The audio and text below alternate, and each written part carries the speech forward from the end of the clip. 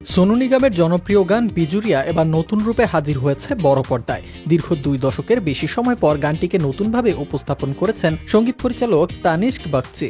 নতুন সংস্করণটি ব্যবহার করা হয়েছে সানি সংস্কারী কি তুলসী কুমারী ছবিতে, যা ইতিমধ্যে ভক্তদের মধ্যে আলোচনার ঝড় তুলেছে।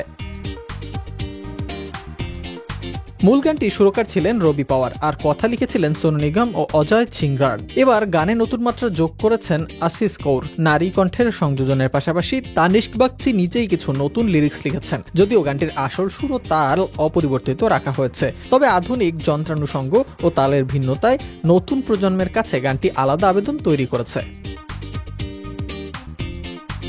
এদিকে সিনেমাটির টিজারও বেশ সাড়া ফেলেছে। টিজারে দেখা যায় দিল্লির 2 প্রাক্তন প্রেমিক সানি ও তুলসীকে, যারা আবারও কাছাকাছি আসতে চায়, কিন্তু সেই সম্পর্কের মধ্যেই তৈরি হয় নানা জটিলতা, অপ্রত্যাশিত নতুন প্রেমের বাঁক। সব মিলিয়ে বিজুরিয়ার নতুন রূপ শুধু একটি গানের রিমেক নয়, বরং নস্টালজিয়া আর আধুনিকতার মিশেলে ভক্তদের কাছে এক বিশেষ অভিজ্ঞতা হয়ে উঠেছে।